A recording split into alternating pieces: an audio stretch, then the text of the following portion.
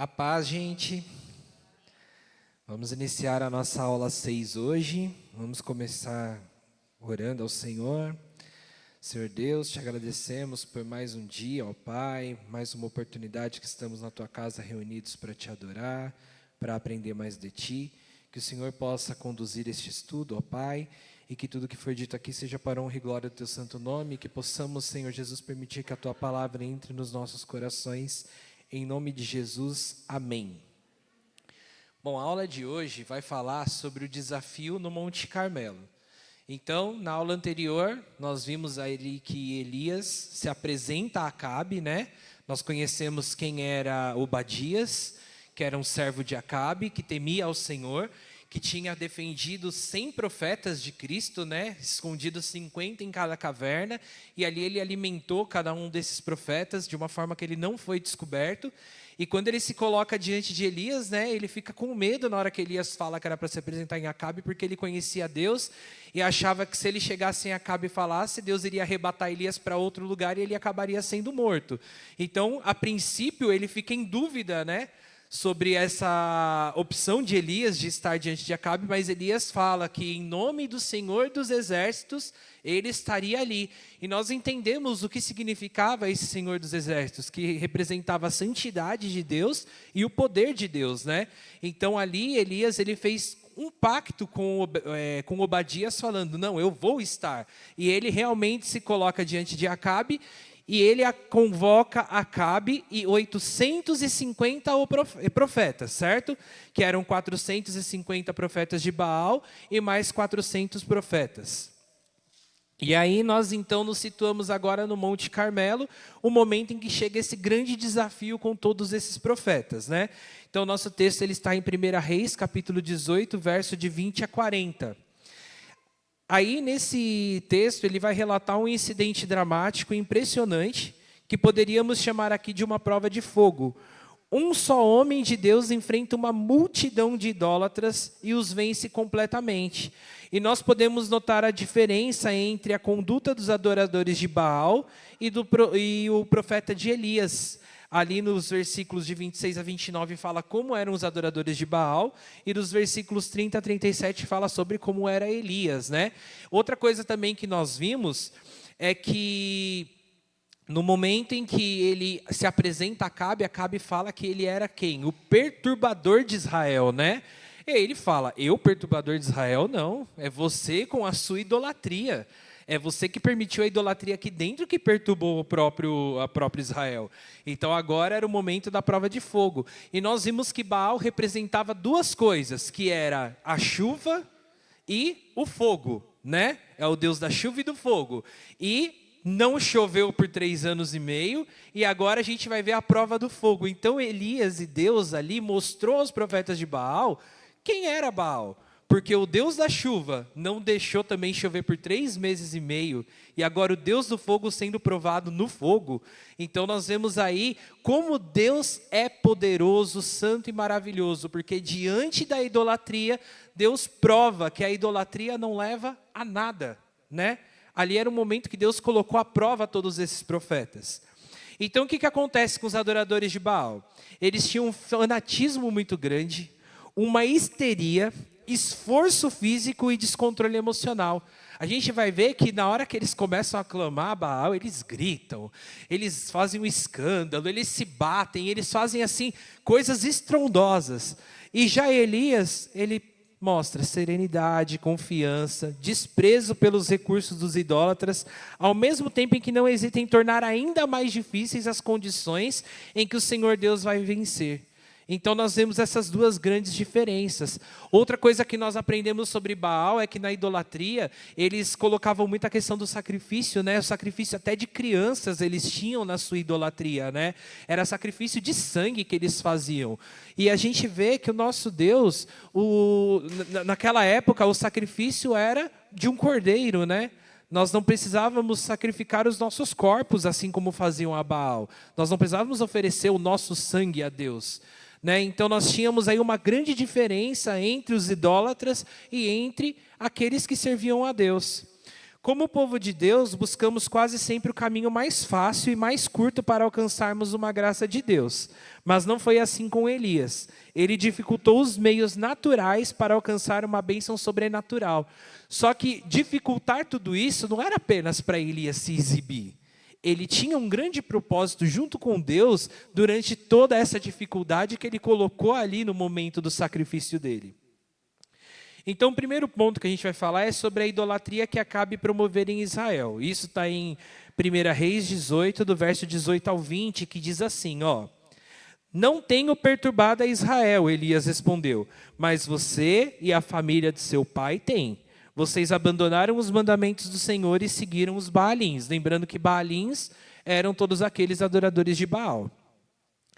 Agora convoque todo o povo de Israel para encontrar-se comigo no Monte Carmelo, e traga os 450 profetas de Baal e os 400 profetas de Azerá que comem à mesa de Jezabel.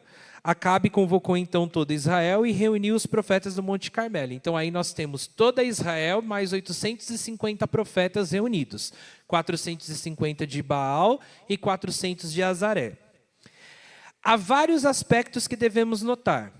Elias entendeu que Acabe era responsável por aquele momento de apostasia em que a nação de Israel estava vivendo. Vocês lembram o que é apostasia, que eu expliquei já na primeira aula? Alguém lembra o que é apostasia? Apostasia são aqueles que conhecem a palavra, têm plena convicção do que é a salvação, do que é a verdadeira salvação, mas por conta própria abandonam e decidem não viver ela. E aí a gente aprendeu que na Bíblia fala que esses é impossível trazer de volta para Deus, porque eles por conta própria negaram. E nós vimos aqui que Israel vivia essa apostasia, porque toda Israel conhecia a Deus. Já tinham provado a libertação do Egito, a conquista da terra prometida, eles tinham provado muitas coisas com Deus, mas mesmo assim se permitiram corromper pelos Baalins. Porque deixaste os mandamentos do Senhor e seguiste os Baalins? Essa é a prova da apostasia, né? Deixaram os mandamentos do Senhor para seguir os profetas de Baal. O culto a Baal estava em plena ascensão. A família real, ela sustentava aqueles homens, os profetas de Baal, que tinham assim liberdade de atender ao culto a Baal com suas ramificações e manifestações locais. Isso nós temos em 1 Reis 18, 19 e em Jeremias 2:8. Então nós vemos aqui que eles tinham a total liberdade de fazer o que queriam. Né? Os profetas de Baal, eles estavam ali com livre acesso para fazer a sua adoração da forma que eles eram acostumados a fazer, só que dentro do povo de Israel. Né? Então eles podiam fazer o que queriam fazer ali. Nós tínhamos total corrupção acontecendo ali dentro. Acabe estava muito confiante em seu falso culto. Ele tinha abandonado os mandamentos de Deus eternos e estava adorando as imagens de Baal. Quando Acabe se casa com Jezabel, ele permite que tudo isso fique dentro de Israel, né? Nós vimos aí que passamos por uma sequência de vários reis perversos de Salomão até chegar em Acabe.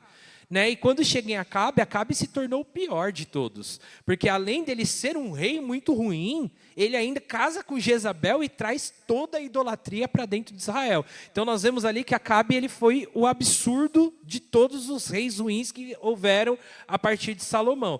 Lembrando que Salomão ele teve até a metade do seu reinado, um bom reinado, e depois ele permitiu que a cabeça dele subisse, ele ficou lá com as 1000 mulheres, onde ele pegou mulheres de todos os lugares, ele não ficou só com as mulheres que eram ali de Israel, e ali foi onde começou toda a corrupção dos reis, e dali para frente só foi desandando. E Acabe, então, ele se torna o pior. E isso nós vemos lá em 2 Crônicas 28, 22 e 23. Esses textos que eu coloquei adicionais, vocês podem ler depois em casa, para poder complementar melhor o estudo, tá? Que a gente tem um tempo mais curto aqui. Acabe pensava que Jeová era uma fraude e que Baal era o verdadeiro Senhor. Olha que ponto que chegamos com Acabe. O cara que já estava vendo com os seus próprios olhos que Deus era Deus, ainda assim achava que Deus era uma fraude. 3 anos e meio sem chuva pela palavra de Elias em nome do Senhor, e ele ainda assim acreditava que Deus era falso. Era uma situação muito crítica ali para Acabe já, né? Ele hesitou em reunir todos os sacerdotes para demonstrar isso na presença de Elias. Isso está em 1 Reis 18:20. Acabe estava ansioso para armar o palco e estava estupidamente seguro de sua vitória. Ele tinha a plena convicção de que ele iria mostrar ali para Elias que Baal era o Deus verdadeiro. Ele tinha essa convicção. Ele ainda pensou, eu tenho 850 profetas. Ele é um só. Quem é que vai ganhar nessa? Observação, Elias não podia concordar com o que estava acontecendo em seus dias. Ainda hoje, Deus deseja que homens verdadeiramente cristãos se levantem para denunciar a idolatria dominante em nosso país. Homens que não se curvem diante de uma falsa proposta do cristianismo. A idolatria que nós vivemos hoje em dia, ela não é tão diferente da idolatria dos tempos de Elias. O que nós vemos assim é que não é um culto a Baal, mas as pessoas elas têm a idolatria que são colocadas em próprias pessoas. Idolatria que é colocada em fama, em dinheiro. Quantas pessoas aí, né? Tanto que quando você fala que você é fã de uma pessoa, ela se torna o quê? Ela se torna um ídolo. Nós vemos aí a própria idolatria. As pessoas idolatram outras pessoas e esquecem de Deus. Então nós vivemos nesse tempo. O que acontece aqui é que nós precisamos ter essa denúncia da idolatria. É nós renunciarmos isso no nosso país, orarmos e sermos como Elias. Sabe, sermos fiéis a Deus, independente do que nós estamos vivenciando aqui. E cada vez mais se torna crítica essa idolatria, porque as pessoas elas estão se afastando de Deus e se apegando em tudo menos a Deus. Nós vemos isso muito forte no nosso país. E nós precisamos entrar com oração, com jejum, e mostrarmos que Deus é Deus acima de todas as coisas.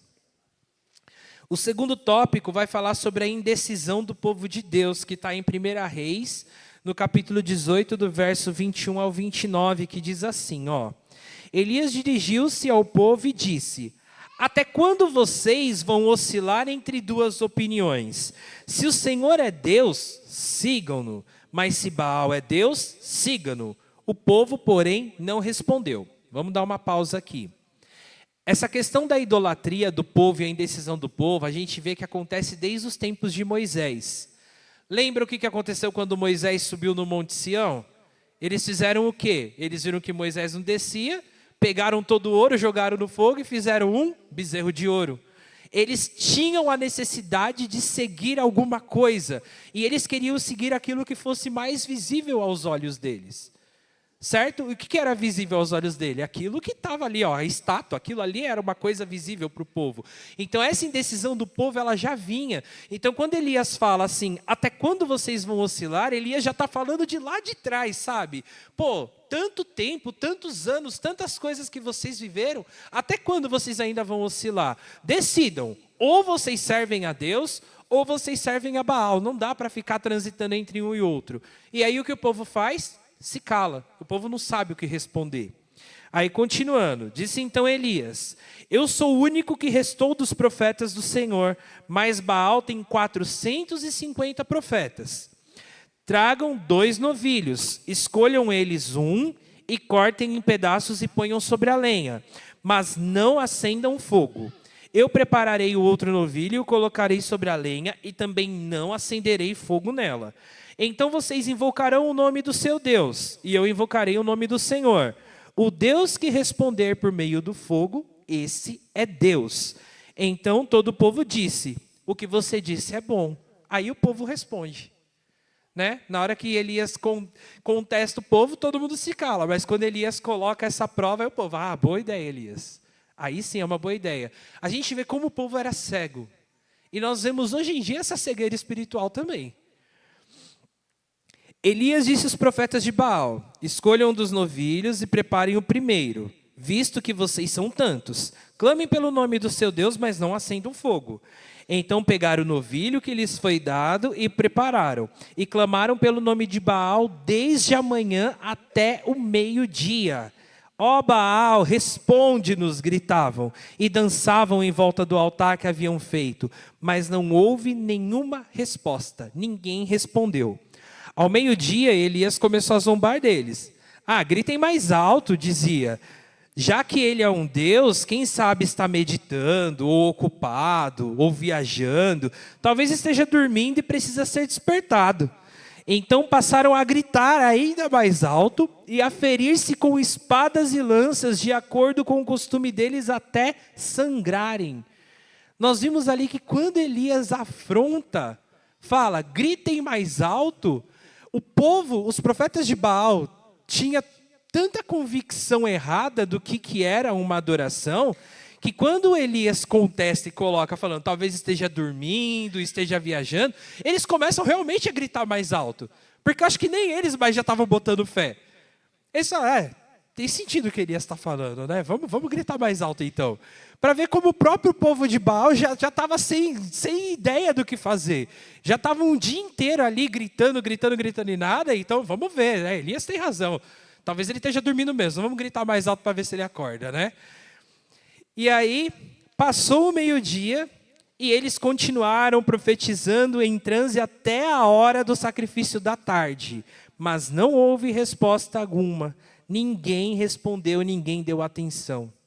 Eles ficaram o dia inteiro, clamando, gritando, se cortando, se machucando e nada aconteceu. O asno de Buridã é uma pequena parábola que Jean Buridan inventou para dificuldade de tomar decisão quando somos forçados a escolher entre duas alternativas que parecem igualmente boas, como escolher entre duas possibilidades igualmente prováveis. Então aqui é uma parábola que vai falar sobre essa questão da escolha, que era o momento que Israel estava vivendo. Israel precisava escolher a que Deus servir. E ali, então, eles tinham uma grande dúvida que Elias estava tentando abrir os olhos deles e não conseguia. E essa parábola, ela fala sobre essa questão da indecisão. A parábola nos conta que o pequeno animal foi colocado diante de 2 montes de feno. Então foi colocado um asno diante de 2 montes de feno. Eram ambos muito atraentes e de aparência deliciosa.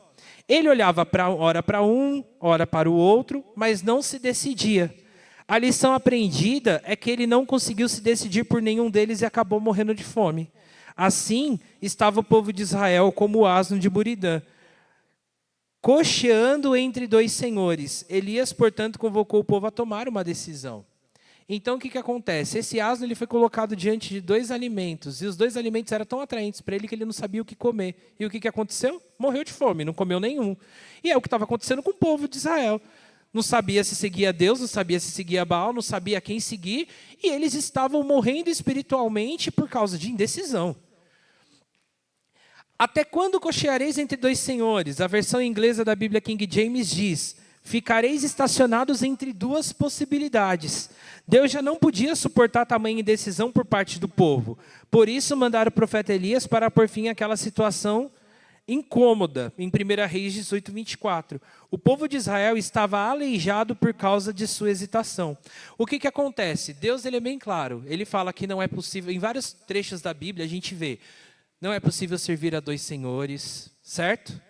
Ele fala, seja o seu sim, sim, o seu não, não, que passar disso provém do maligno. Em todo tempo, Deus é muito claro sobre a indecisão. Você tem que ser certo, você tem que ser decidido. Seja para o bem ou seja para o mal. Ambos terão consequências, mas você tem que ser decidido, certo? E aqui Deus fala sobre isso. Ou é eu ou é Baal, nós 2 não pode ser. A escolha é do povo. Deus não obrigou ninguém a seguir ele, só que ele deu o direito de escolha. R.N. Chaplin, em seu comentário, O Antigo Testamento Interpretado, apresenta lições morais nos versículos 21 e 29. Deus ele é um Deus de poder e de mudanças súbitas. Ele é um Deus de intervenção. E nas questões morais, a estrada no meio nem é sempre a correta. Os homens espirituais devem ser homens de convicções inarredáveis. Homens de Deus têm que ser convictos de suas escolhas, não podem viver no meio do caminho, certo? O meio do caminho também é errado. Nós temos aquela história sobre o muro, né? Um lado está o povo de Deus, do outro lado está o diabo e a pessoa está em cima do muro. E aí a pessoa está ali na indecisão, só que o diabo está com plena convicção do quê? O muro também é meu, a pessoa que está ali em cima faz parte de mim. Então aquele que está no meio do caminho está para o lado errado do mesmo jeito. Os homens de Deus, eles são convictos das suas decisões e escolhas. Nós temos que ser convictos nas nossas decisões. Outra observação que eu coloquei aqui, ó. Há uma urgente necessidade dos cristãos escolherem de que lado vão ficar, Deus ou Baal, com a palavra ou com pregadores de novidades, com o Senhor Jesus ou com o mundo. Não podemos estar indecisos no que nós vamos fazer. E aí eu coloquei duas referências bíblicas, que é Mateus capítulo 6, verso 24, e 1 João capítulo 2, versículo 15. E aí vem a nossa terceira parte, que vai falar sobre a restauração do altar do Senhor, que está dos versículos 30 ao 40. Então Elias disse a todo o povo: aproximem-se de mim. O povo aproximou-se, e Elias reparou o altar do Senhor que estava em ruínas. Depois apanhou 12 pedras, uma para cada tribo dos descendentes de Jacó, a quem a palavra do Senhor tinha sido dirigida, e disse: seu nome será Israel. Então ele já coloca ali as pedras, seguindo o próprio povo de Israel, mostrando cada tribo do povo, que é uma coisa que Deus já tinha colocado, né? Quando Deus muda o nome de Jacó para Israel, as 12 tribos que provêm de Israel, então ele estava ali já fazendo essa representação, já mostrando a soberania de Deus na própria montagem do altar de sacrifício.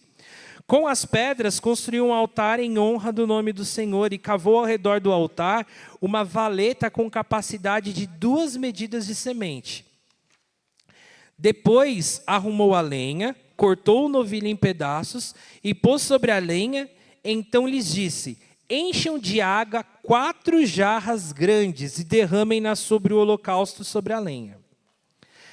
Façam novamente, disse ele, e eles fizeram de novo. Façam pela terceira vez, ordenou, e eles fizeram pela terceira vez. A água escorria do altar, chegando a encher a valeta. À hora do sacrifício, o profeta Elias colocou-se à frente e orou: ó Senhor, Deus de Abraão, Deus de Isaque e de Israel, que hoje fique conhecido que tu és Deus em Israel, e que sou o teu servo, e que fiz todas essas coisas por ordem tua. Responde-me, Senhor, responde-me, para que este povo saiba que tu, ó Senhor, és Deus, e que fazes o coração deles voltar para ti. Então o fogo do Senhor caiu e queimou completamente o holocausto, a lenha, as pedras, o chão, e também secou totalmente a água da valeta. Quando o povo viu isso, todos caíram prostrados e gritaram: ó Senhor, o Senhor é Deus, o Senhor é Deus. Então Elias ordenou-lhes: prendam os profetas de Baal, não deixe nenhum escapar. Eles os prenderam, e Elias os fez descer ao riacho de Quizon, e lá os matou. A necessidade de restabelecer o verdadeiro culto a Deus em Israel talvez tenha sido a maior preocupação do profeta do Senhor. O que nós vemos então que Elias tinha de preocupação, e o que tinha nessa característica em Elias, né? Elias, ele não podia se conformar com aquela situação. Ele não podia se conformar com toda aquela apostasia, com toda aquela idolatria a Baal. Ver o altar do Senhor derrubado, sem sacrifício, sem holocausto, sem culto, outros deuses sendo objetos de adoração em Israel, quem estamos cultuando em terras brasileiras? A quem estamos oferecendo o nosso culto? Isso é um questionamento que nós trazemos para hoje em dia. O altar lá estava completamente destruído. E o nosso altar, será que ele está reconstruído ou ele também está destruído? A quem tem sido adorado na nossa terra? O que está sendo adorado aqui dentro do nosso território, onde nós somos responsáveis através de oração, intercessão e jejum? O que está sendo adorado no nosso território? Elias queria que tudo acontecesse dentro da mais perfeita transparência. O profeta do Senhor preparou o altar com o maior cuidado, à plena vista de todos, aos quais ele pediu que se aproximassem e observassem. Ele queria que todo mundo visse o que estava acontecendo. O que nós temos feito para restaurar a adoração e o altar da adoração da nossa nação? Será que nós estamos sendo transparentes nas nossas ações diante do Senhor e diante do povo do Senhor? Nós temos sido transparentes na nossa fidelidade a Deus, onde nós colocamos os nossos pés? Agora, dia 16, a gente vai fazer o Caça ao Tesouro com os adolescentes. Eu, essa semana, se eu não me engano, consegui 11 inscrições da escola. Dessas 11 inscrições, 2 são umbandistas. Em que a menina chegou para mim e falou assim: professor, eu quero ir, mas eu sou da Umbanda. Eu, amém. Vamos, pode ir. Ela, mas não vai ser estranho ter uma... Ela falou assim, vai ser estranho ter uma macumbeira no meio de um monte de crente? Eu falei, não vai ser nada estranho. Falei, você é um ser humano como todos nós somos seres humanos. O que diferencia você de mim? Nada. Você pode estar lá com a gente, sim. Não tem problema nenhum. Nós seremos transparentes, seremos o que somos. Nós seremos cristãos diante de qualquer lugar que colocarmos os nossos pés. E eu creio que isso será bênção para a nossa vida e para a vida dela também. Porque Deus, Ele prepara todas as coisas. E aqui nós vimos uma coisa: Deus ordenou e Elias obedeceu. Se Deus enviou para nós, nós vamos receber em nome de Jesus, amém? Porque nós vamos fazer o que nós temos a fazer. E quem vai fazer a obra seremos nós, será o Espírito Santo através de nós. Ele em que vai convencer, Ele que vai tratar, Ele que vai cuidar, usando as nossas vidas. Tudo que nós precisamos fazer é obedecer. E nós vamos obedecer. Amém? Elias restaurou o altar do Senhor na presença de todos. Não houve fraude, nem truque, nem obra mágica que pudesse fazer alguma coisa surpreendente e ilusória. Não podemos nos esquecer que no Monte Carmelo havia um altar sagrado que havia sido quebrado pelos pagãos e assim caído em desuso. Então já existia um altar a Deus que foi destruído, que era o altar que Elias viu. Então Elias, ele restaurou o altar na frente de todo mundo. Ele simplesmente reergueu o altar. Ele não ficou parado se lamentando, falou, não vai dar para fazer, quebraram tudo. Não, ele viu aquela situação, ele não concordou com aquilo, mas ele fez o quê? Restaurou o altar. Ele falou, não, isso aqui eu não permito, eu não aceito. Eu vou restaurar diante de todos e vou mostrar quem é o verdadeiro Deus que deve ser adorado neste lugar. Aí vem mais uma observação. E nós? Estamos testemunhando publicamente a restauração da nossa vida como templo de habitação de Deus? O altar somos nós. E nós temos testemunhado essa restauração desse altar que está em nós? As pessoas têm visto esse altar sendo restaurado dia após dia? As pessoas têm que saber que você é cristão pelas suas atitudes, não pela sua fala, de falar, eu sou cristão. Elas têm que ver o cristianismo em você. Elas têm que ver Deus através de você. O milagre aconteceu para que o povo soubesse que Deus é o Senhor. Ouve-me, ó Deus, convence este povo. Essa foi a petição de Elias. Ele era um profeta de Deus em favor do povo. Se o coração deles tivesse de ser atraído para os antigos caminhos, somente o Senhor poderia permiti-lo. Deus tinha fortes razões para permitir aquele episódio no Monte Carmelo. Citei aqui 4 razões. Primeiro, precisava ficar claro que ele não divide a sua honra com ninguém. Essa é a primeira razão para que isso acontecesse na frente de todo mundo. Deus não divide a sua honra com ninguém. 2, Deus não pode usar um povo ou uma nação que ainda não decidiu de que lado vai ficar. Escolherei hoje a quem sirvais. Isso está lá em Josué 24, 15. Então, escolheis hoje a quem vocês vão servir. Para se conviver com Deus, esse é o terceiro, para se conviver com Deus Santo, é preciso viver uma vida de santidade, afastando-se de todo tipo de idolatria. Nós precisamos viver em santidade, porque Deus é santo. E a palavra dele diz, sede santos, pois eu sou santo. Nós devemos viver em santidade, porque Ele é santo. E quarto e último, Deus precisava mostrar para mim e para você que ousadia, determinação, coragem, convicção e fé e obediência, a sua palavra são qualidades indispensáveis a todos aqueles que querem servi-lo fielmente. Nós precisamos ser ousados, convictos, fiéis, precisamos ser obedientes e precisamos ser determinados e corajosos para enfrentar o que for necessário enfrentar. Nós precisamos disso. Quantos nós temos de missionários que já morreram por amor ao nome do Senhor, porque não tiveram medo, foram até o fim para pregar o evangelho, pregar as boas novas e trazer o povo para a luz. Eles sabiam, muitos missionários partem sabendo que talvez não voltem mais, mas mesmo assim eles vão. E nós, que vivemos num país livre, a gente faz, será que ainda não falta alguma coisa para a gente? Porque nós estamos num lugar onde nós não seremos mortos pelo evangelho. Mas nós precisamos ir também. Precisamos de coragem, determinação, obediência, fé e convicção de que nós temos um Deus soberano que age a favor de nós em todo o tempo. Amém? É isso, pessoal.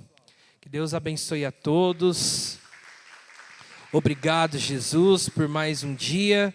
Que o Senhor venha conduzir o culto, os louvores, a palavra, e que este altar que há em nós seja restaurado para a honra e glória do teu santo nome, em nome de Jesus. Amém.